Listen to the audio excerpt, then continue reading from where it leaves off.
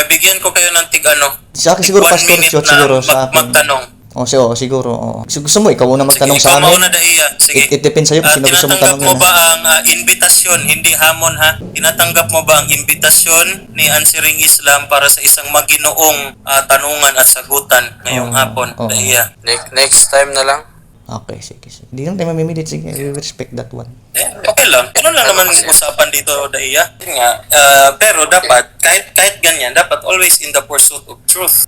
Sa tingin mo ba, hindi namin, inaaral nga namin, pati hadith tafsir ninyo. Kunwari, may mabasa kaming verse, binabasa namin tafsir, binabasa namin mga lahat ng hadith patungkol dyan. Ano pa bang kulang sa ginagawa namin?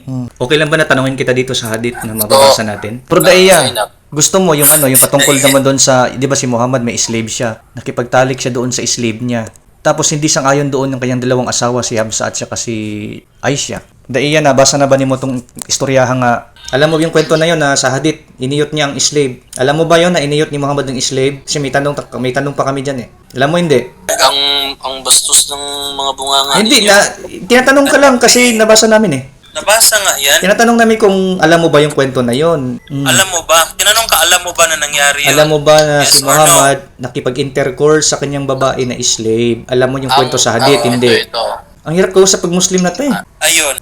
Lumayas. Kita nyo? Lumayas ang... Wala na, recorded pa naman kita. Nag-record ako dito para mabitag ka. Tinanong ka na po ulit, hindi mo masagot. Kaya ikaw yung vlogger na nagpapasikat ka ng mukha mo. Pag totoong labanan pala ng diskusyon, hindi wala ka naman palang masabi. Kami pang nakatapat mo talaga. Kami pa dito ng apologetics ng Christianity. Brother James, kasi may nakikinig pang mga Muslim dito. Iparinig mo sa kanila. Meron ba dyan? Hindi ito pambabastos ha. Ano lang ito? Inaaral yung katuruan ninyo. Sige, Brother James. Sige, palakihan mo nga ako, Kuya Chot. Ito kasi nakalagay, it was narrated from Anas, the messenger of Allah, had a female slave whom he had intercourse. So, nagkipag-intercourse. Ngayon, nagkaroon ng revelation, di ba? O prophet, why do you forbid yourself? So, nagkaroon ng verse. Tapos, ang paliwanag naman dito ni Al-Jalalain tafsir nila, tumutukoy daw ito kay Mary the Coptic sa tafsir ni Al-Jalalain. Same verse, 66 verse 1 pala.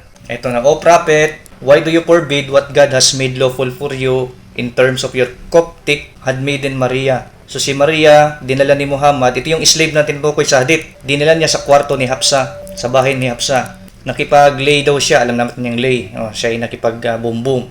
Tapos dinala niya doon sa kwarto mismo, at nagalit mismo, became upset, nagalit mismo si Hafsa. So ang tanong namin dito is, tama ba makipagtalik sa slave?